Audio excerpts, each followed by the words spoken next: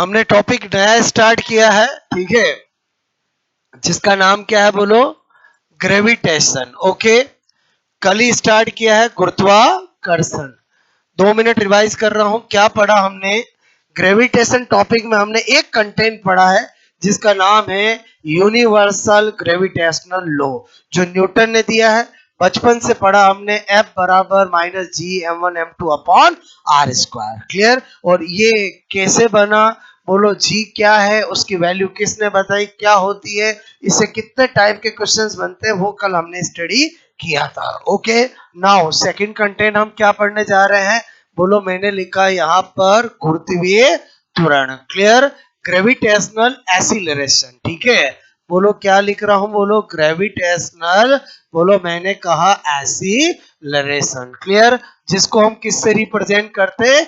जी से। क्लियर? और यही इस टॉपिक की जान है, मतलब बहुत बहुत ज्यादा इंपॉर्टेंट है। यूं तो हम पूरी फिजिक्स में जी का मतलब 9.8 मीटर पर सेकंड यूज करते हैं। इस चैप्टर में हम जानते हैं कि ये कैसे आया, इसमें कब अप कब डाउन क्या हो सकता है, वो सारी चीजें हम यहाँ पर पढ़ते हैं। तो यहाँ पर एज ए कंटेंट पढ़ने जा रहे हैं जिसका नाम क्या है? Gravitational acceleration. क्लियर? तो सबसे पहले तो ये क्या होता है, तो मैं आपसे कह रहा हूं अर्थ पर कोई भी ऑब्जेक्ट जिस एसिलरेशन से आता है उसे हम बोलो ग्रेविटेशनल एसिलरेशन कहते हैं। बोलो अभी जो मैंने बोला उसको समझना। ये सपोजेड अर्थ है। क्लियर? ये क्या है बोलो? अर्थ है। अर्थ मतलब क्या है? पृथ्वी है। क्लियर? जिसकी रेडियस क्या है? आर ई है, जिसका मास क्या है? एम ई है। क्लियर? ये फिक्स होता है। मास ऑफ अर्थ कितना होता है? 6 × 10⁻24 किलोग्राम। बोलो रेडियस ऑफ अर्थ कितना होता है? 6400 किलोमीटर। होता है कि नहीं होता? बोलो फिक्स। क्लियर? अब मैंने कहा कोई भी बॉडी, चलो ये बॉडी ले ली जिसका मास क्या है? एम, वो नीचे की ओर आ रही है और जिस एक्सीलरेशन से आ रही है उसको क्या बोल दिया? जी बोल दिया। क्लियर? बात समझ में आई? बोलो अब मैं जानना चाहता हूं जी क्या है। तो मैं आपको क्या बता रहा हूं कि न्यूटन ने एक बात कही है कि कहीं पर भी बोलो जब बॉडी मूवेबल होती है, बताओ ये बॉडी नीचे आ रही है तो मूवेबल है कि नहीं है? तो न्यूटन ने क्या कहा, जब भी कोई बॉडी मूवेबल होती है तो वहां पर F बराबर क्या होता है? एम ए होता है। क्या होता है बोलो? F बराबर क्या होता है? एम ए होता है। क्लियर? तो यहां पर ए की जगह क्या यूज करूंगा? जी, क्योंकि ये बॉडी किस एसिलेशन से नीचे आ रही है?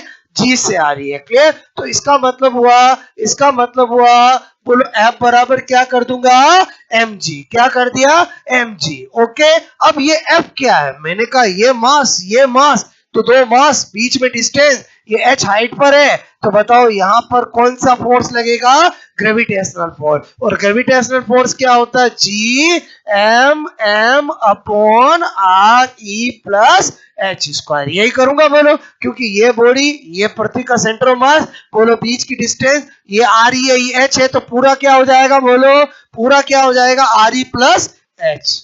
बात समझ में आई मेरी आपको? क्लियर? अच्छा, ये लिखा इजिकल टू क्या करूंगा? M G. तो एम से एम तो कट हो गया, एम से एम क्या हो गया?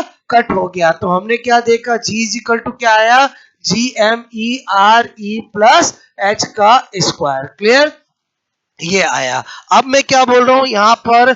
मैंने कहा at earth surface. Clear? At earth surface करूं, एट अर्थ सरफेस बोलो मतलब पृथ्वी की सतह पर। क्लियर? सतह पर अगर मैं एट अर्थ सरफेस करूंगा तो आपको ये पता चल गया कि G इजिकल टू, मैं आपको बोल रहा हूं G M E R E plus H का स्क्वायर। बोलो एट अर्थ सरफेस, तो बोलो यहां पर एट अर्थ सरफेस, तो आपको पता चल गया एच इजिकल टू क्या करूंगा? 0। और बोलो एच इजिकल टू क्या करूंगा? 0। क्लियर? बोलो एच इजिकल टू क्या कर दूंगा? 0। बात समझ रहे हो मेरी बात को? पृथ्वी की सतह पर एच क्या होगा? 0। तो इसका मतलब हुआ पृथ्वी की सतह पर जी का फॉर्मूला क्या होगा? G M E upon R E square. Clear? अब मैंने देखा कि ये फिक्स, तीनों चीजें फिक्स है, तो चलो वैल्यू निकाल लेंगे, क्योंकि मुझे पता है बोलो जी क्या होता है? 6.67 × 10⁻⁻11। Newton into metre square divide by kilogram square. मैंने कहा आपका M E mass of earth fix है 6 इंटू 10 की पावर 24 किलोग्राम।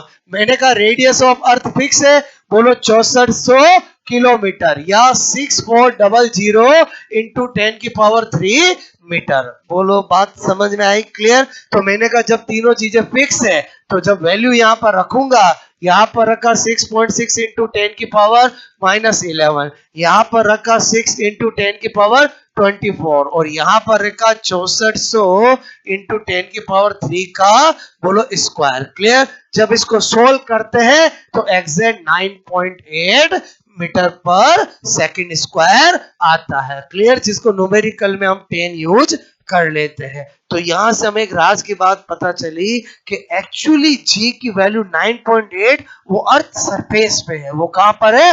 अर्थ सरफेस पे है। क्लियर? और यही मैक्सिमम वैल्यू है। बोलो आपको जब मैं कल वेरिएशन ऑन जी, जी में किस किस फैक्टर से बोलो वेरिएशन आ सकता है, तो हाइट पे भी लेके जाऊंगा, डेप्थ में भी लेके जाऊंगा, घुमाऊंगा भी सही और शेप ऑफ अर्थ से भी बताऊंगा। तो जी की इससे ज्यादा वैल्यू कभी भी कहीं पर भी नहीं मिलती है। क्लियर? तो हाईएस्ट वैल्यू हो गई, बोलो ये क्या वैल्यू हो गई? बोलो हाईएस्ट वैल्यू हो गई। क्लियर? जो कहां पर है? बोलो अर्थ सरफेस पे। अब होता क्या है, हाँ पूरी फिजिक्स में सपोज दैट कोई बॉडी 5 मीटर से नीचे गिर रही है, 200 मीटर से गिर रही है, 5 सेंटीमीटर से गिर रही है, तो हमें पता है बोलो इस आर ई के कंपेयर में ओ एच नेग्लेजिबल है, तो एच हम हटा करते और जी की वैल्यू यूज कर लेते हैं। बाकी जी की वैल्यू ये तो एग्जैक्ट कहां पर है? अर्थ सरफेस पे है। बात समझ में आए? जी में चेंज कब आएगा? जब मैं बहुत बहुत बहुत ज्यादा हाइट पे जाऊंगा। बहुत ज्यादा हाइट पे जाऊंगा मतलब पृथ्वी की रेडियस की आधी रेडियस पे जाने पर, पृथ्वी की रेडियस की बराबर की रेडियस पे जाने पर, बोलो पृथ्वी की रेडियस की 1/4 रेडियस, बोलो आपसे बोलो ऊंचाई पे जाने पर। बात समझ में आई? मतलब मैं पृथ्वी की सरफेस से 6400 बोलो किलोमीटर जाऊं, 3200 किलोमीटर जाऊं, और समझे समझे बोलो, बोलो 4000 किलोमीटर जाऊं, तो चेंज आएगा। अब आप सोचो इसके कंपेयर में मैं बोलूं एक बॉडी एक मकान के छत से नीचे गिर रही है, तो बताओ वो मकान की हाइट कितनी होगी? किलोमीटर में तो पॉसिबल नहीं है, और मीटर में भी होगी तो 150 metre, 200 metre, 50 metre, 10 metre, 100 metre इतनी होगी ना। तो as compare to R E, H की वैल्यू बहुत बहुत कम होने की वजह से हम कम हाइट पे भी जी की वैल्यू यही यूज कर लेते हैं। बाकी आइडियली 9.8 मीटर पर सेकेंड स्क्वायर वैल्यू कहां पर है?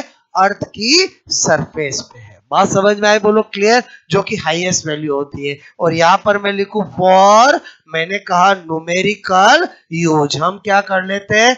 बोलो 10 मीटर पर सेकेंड स्क्वायर यूज करते ही अपन बोलो जी की वैल्यू। क्लियर? तो ये मैंने आपको किसका इंट्रोडक्शन दिया? बोलो किसका इंट्रोडक्शन दिया? इस जी का इंट्रोडक्शन दिया। क्लियर? कि जी का फॉर्मूला क्या होता है? G M E upon R square, और मैंने कहा इसकी वैल्यू 9.8 कैसे आई वो बताया। अब इसी फॉर्मूले का यूज करके बहुत सारे क्वेश्चंस बनते हैं जो अभी अपन डिस्कस करेंगे। यहाँ तक कहानी समझ में आए? बोलो। तो आपको मैं कहूं जी क्या है, तो हम कहेंगे कोई भी बॉडी पृथ्वी पर जिस एसिलेशन से नीचे आती है उसे हम ग्रेविटेशनल एसिलेशन कहते हैं। जो मैंने बोला है वही मैंने यहाँ पर बनाया है। क्लियर? बस ये शर्त क्या है, एच क्या होना चाहिए? कम होना चाहिए। क्लियर? क्योंकि एच अगर किलोमीटर में हो जाएगा तो जी फिर 9.8 नहीं रहेगा, चेंज हो जाएगा। कम होगा कि ज्यादा होगा? नेचुरल दिख रहा कम ही होगा। और एच नीचे आ रहा है कि ऊपर आ रहा है? बोलो नीचे, तो कम ही होगा। कितनी हाइट पे जाने पर कितना कम होगा वो तो हम बोलो डिटेल से पढ़ेंगे जब मैं आपको कल सिखाऊंगा जी को प्रभावित करने वाले कारक, फैक्टर अफेक्टिंग ऑफ जी, जिसमें 4 फैक्टर होते हैं, एक हाइट, एक डेप्थ, एक बोलो रोटेशन ऑफ अर्थ, और एक शेप ऑफ अर्थ। किससे कितना वेरिएशन आएगा वो सब स्टडी करेंगे। एक बार ये समझ में आया? बोलो नोट करोगे?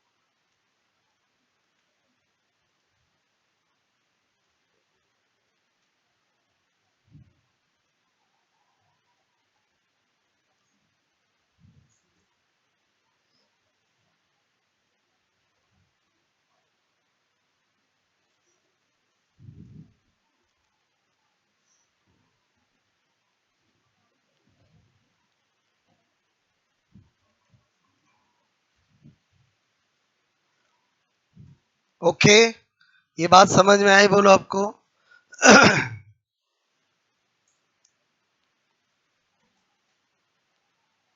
किया ये नोट बोलो, ठीक है।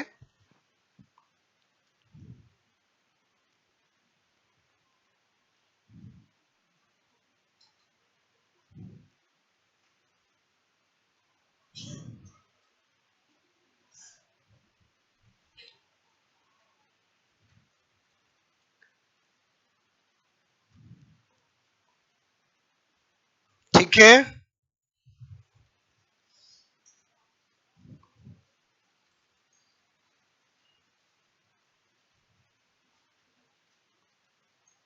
ओके,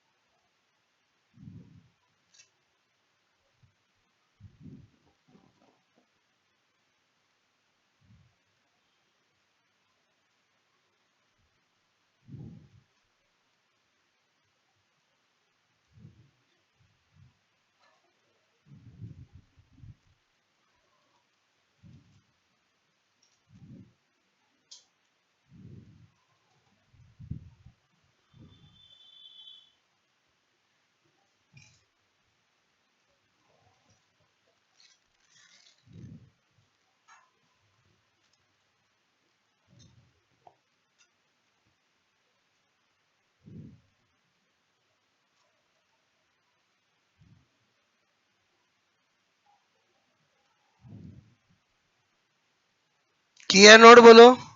अब मैंने आपसे कहा कि ये वैल्यू कहां पर होती, एग्जैक्ट पूछे तो कहा है बोलो, एट अर्थ सरफेस, पृथ्वी की सतह पर ये वैल्यू होती है, क्लियर। और कुछ हाइट पर हम इस वैल्यू को यूज कर लेते हैं क्योंकि बोलो एच इतना कम होगा इसके कंपेयर में कि उसको नेग्लिजिबल अपन मान लेते हैं, क्लियर। मेरी बात समझ में आई बोलो, क्योंकि मैथ्स कहता है कि अगर ये 10,000 है और इसके साथ 10 है तो इस 10 की कोई वैल्यू नहीं है, क्लियर। ओके, अब मैंने ये फॉर्मूला लिखा G M upon R square. इससे कितनी वैरायटी के क्वेश्चन बनते हैं वो मैं आपको केस में बता रहा हूँ, case first second third fourth, मतलब केस का मतलब है वैरायटी ऑफ क्वेश्चन, क्लियर। तो यहाँ तक कहानी समझ में आ गई, हमने ये देख लिया कि ये वैल्यू कहाँ से आई कैसे आई। ओके, अब यहाँ पर मैंने लिखा है बोलो केस फर्स्ट, ठीक है। सारा हमारी स्टडी किससे रिगार्डिंग है बोलो, G is equal to G M upon R square, इसके रिगार्डिंग है, क्लियर। ओके, मैंने कहा केस फर्स्ट, केस फर्स्ट। अब आप थोड़ा ध्यान दो, मैं आपसे करूं इफ मास, ठीक है, बोलो ऑफ अर्थ, ठीक है, इज कांस्टेंट, ठीक है। आपको कहा जाए यदि यदि पृथ्वी पृथ्वी का द्रव्यमान, ठीक है, द्रव्यमान बोलो मैंने कहा नियत हो, क्लियर, ऐसा मेरे को बोला जाए, ठीक है। तो फिर मैं क्या करूंगा, जी तो वैसे कांस्टेंट है बोलो, जी तो वैसे क्या है कांस्टेंट है, तो मैं बिंदास कर सकता हूं कि बोलो G is directly proportional to R square. बोलो कर पाऊंगा नहीं कर पाऊंगा, बोलो क्लियर, बोलो G is directly proportional to 1 upon R square या G is inversely proportional to R square. एक ही बात है, बोलो इसको मैं दो लैंग्वेज में बोल सकता हूँ। मैं बोलूं ग्रेविटेशनल एक्सीलरेशन बोलो inversely proportional to R square, या मैं बोलूं directly proportional to 1 upon R square. Clear? तो इससे मुझे क्या पता चलता है, आर अगर मैं इंक्रीज करूंगा तो जी क्या होगा, डिक्रीज होगा, और आर डिक्रीज करूंगा तो जी क्या होगा, इंक्रीज होगा। थ्योरेटिकल क्वेश्चन आंसर अपन दे सकते हैं। क्लियर? लेकिन ऐसा हमेशा नहीं होगा। जैसे ही मैंने केस सेकंड किया, बोलो मैंने कहा if density clear of earth, बोलो अर्थ इज कांस्टेंट। अगर आपको क्या बोल दिया जाए कि बोलो पृथ्वी का घनत्व, ठीक है, घनत्व नियत हो, क्लियर, नियत हो, तो आपको देखना है कि भाई आर के साथ क्या रिलेशन होता है, आर इंक्रीज करने पर जी के साथ इंक्रीज होता है कि डिक्रीज होता है। तो यहां पर हम क्या करेंगे, G is equal to G M upon R square. अब डेंसिटी कांस्टेंट दिया तो पहले डेंसिटी की फॉर्म लानी पड़ेगी। तो डेंसिटी क्या होता है, मास डिवाइड बाय वॉल्यूम। तो मास को हटाना है, डेंसिटी लाना है, तो मास की जगह क्या लिख सकता हूं, डेंसिटी इनटू वॉल्यूम। क्या लिख सकता हूं, डेंसिटी इनटू वॉल्यूम। ओके, तो मैंने कहा ये जी, क्लियर, बोलो डी इंटू वी, क्लियर, और ये आर स्क्वायर। अब मैंने कहा पृथ्वी क्या होती है, गोल गोल, तो गोल गोल का वॉल्यूम क्या होता है, बोलो वॉल्यूम क्या होगा, 4/3 पाई आर क्यू। क्या होगा, बोलो 4/3 पाई आर क्यू। तो इसका मतलब ही हुआ, फिर तो मैं इस वॉल्यूम की जगह ये लिखूंगा, ये लिखूंगा। ओके, तो मैंने क्या देखा, ये तो इससे कट हो गया, तो मुझे क्या पता चला कि मेरा जी आया 4/3 पाई जी डी आर आया। आया कि नहीं आया, बोलो। तो इसका मतलब ये तो सब चीजें कांस्टेंट हो गई, तो आपका G is directly proportional to R हो गया। क्लियर? तो इस केस के अंदर आर इंक्रीज कर रहा हूं तो जी इंक्रीज होगा, और आर डिक्रीज कर रहा हूं तो जी डिक्रीज होगा। आपको क्या पता चला कि डायरेक्ट आंसर नहीं देना है, मास कांस्टेंट बोला तो अलग आंसर है, डेंसिटी कांस्टेंट बोला तो अलग आंसर है। क्लियर? तो डेंसिटी में सब कुछ उल्टा हो गया, बोलो रिलेशन भी डायरेक्टली प्रोपोर्शनल हो गया, और मास में क्या था, बोलो inversely proportional to R square, और यहाँ पर ऐसा हो गया। थ्योरेटिकल क्वेश्चन आए तो दे सकते हो, बोलो थ्योरेटिकल क्वेश्चन आए या जी आर के साथ कैसा रिलेशन रखता है। अगर पूछा जाए मास कांस्टेंट हो तो वो बताएंगे, डेंसिटी कांस्टेंट हो तो वो बताएंगे, कुछ नहीं बोल रखा हो तो मास ही कांस्टेंट मानना है, क्योंकि डेंसिटी कांस्टेंट देना स्पेशल केस है। बात समझ में आई मेरी आपको? क्लियर? तो दो बताए, समझ में आए, नोट करोगे। इसी फॉर्मूले का एनालिसिस कर रहे हैं अपन। क्लियर?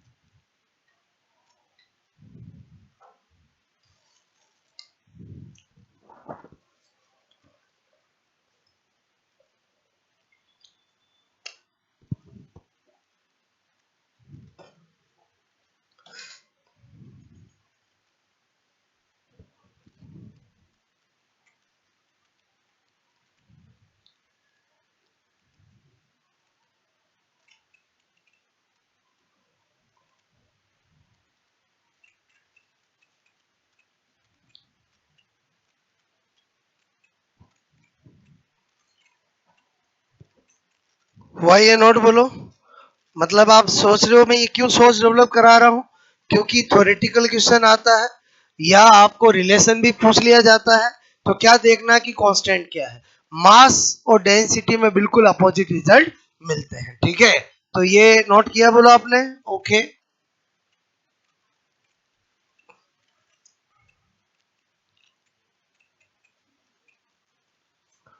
यदि पृथ्वी, ठीक है, का घनत्व नियत हो,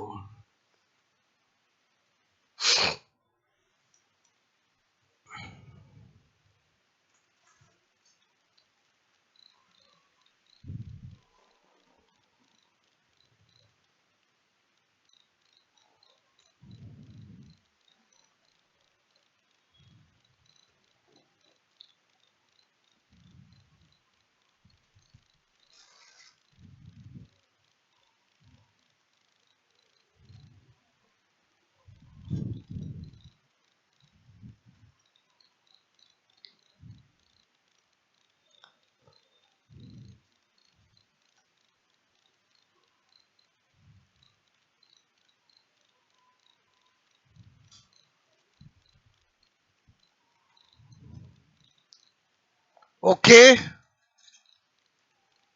तो दोनों केस समझ में आए बोलो। क्या पूछा जा सकता है वो आपको इसमें पता चल गया होगा। क्लियर, मतलब आर में इंक्रीज किया, जी इंक्रीज होगा कि डिक्रीज होगा, डायरेक्ट नहीं देखना, देखना है कि क्या कांस्टेंट है। डेंसिटी कांस्टेंट दे दिया तो पूरे रिजल्ट ही बदल जाएंगे।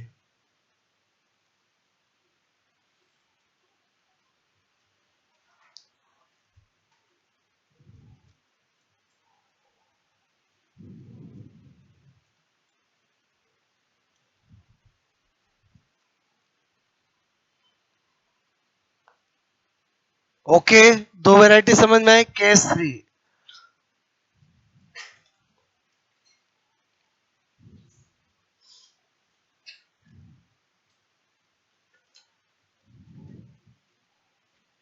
ओके, उसके बाद हटा दो ये बोलो, हो गया नोट बोलो। केस 3 क्या बता रहा हूं इधर देखो, ठीक है। मैंने कहा यदि m, ठीक है, कांस्टेंट नियत हो तथा r में परसेंटेज चेंज, ठीक है। परसेंटेज, ये क्या लिखा बोलो, ये क्या है बोलो, ये क्या है बोलो, समझ आओगे।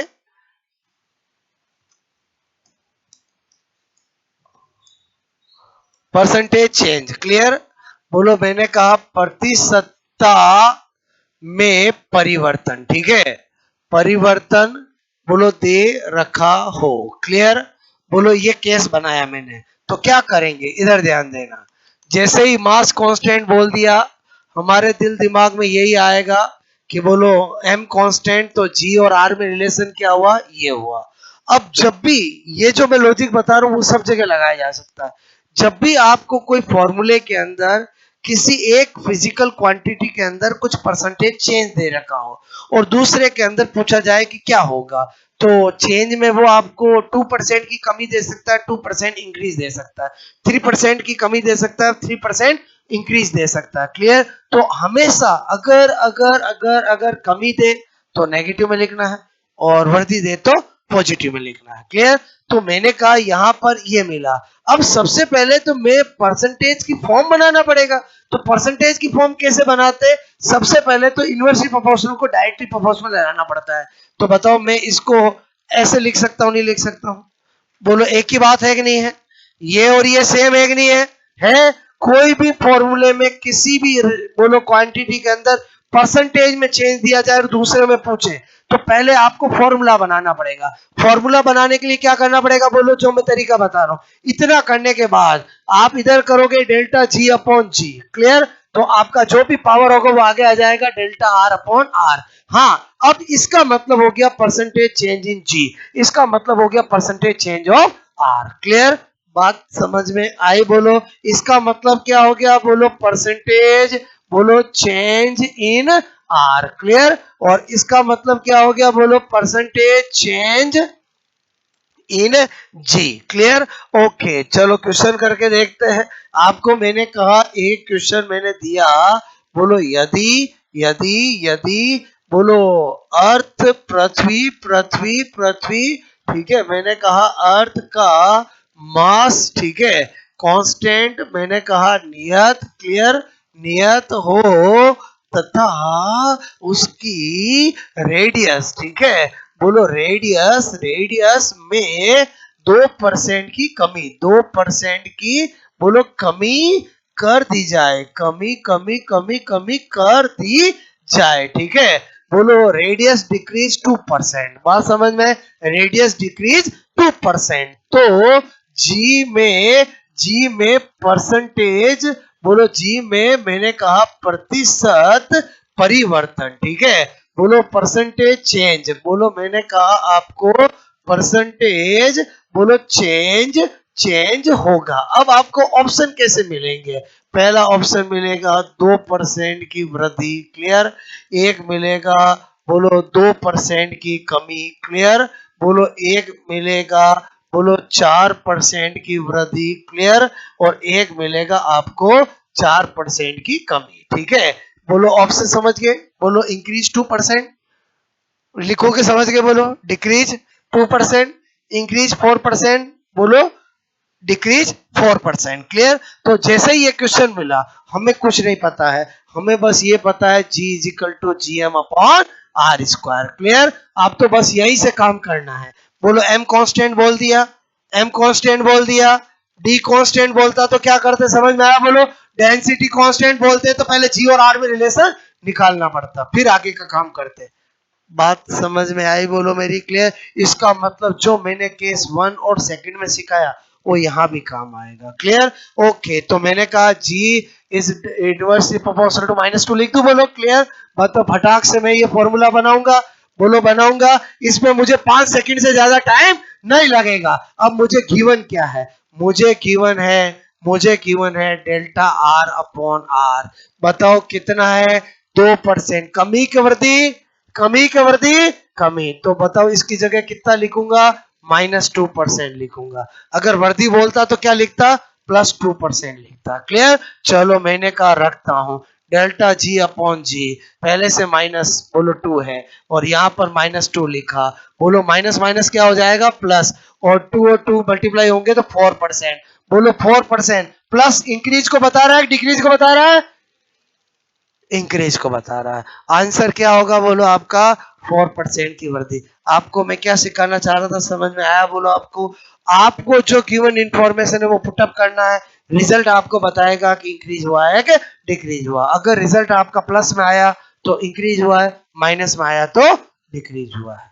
बात समझ में आई? बोलो आपको क्लियर। आप करोगे नोट। ठीक है। केस थर्ड समझ में आया? बोलो आपको।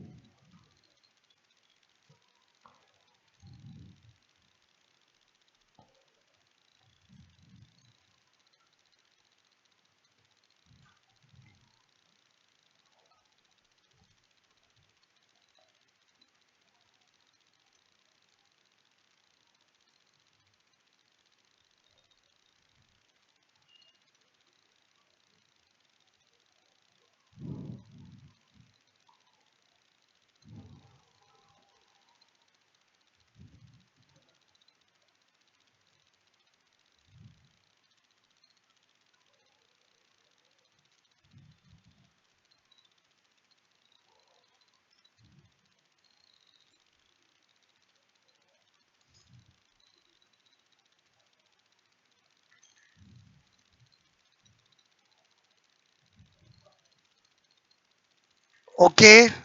क्या सिखाना चाह रहा था, समझ में आया? बोलो आपको।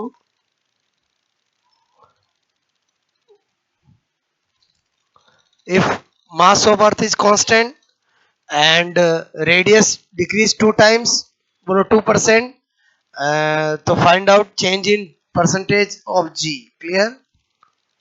क्वेश्चन समझ में आया? बोलो आपको।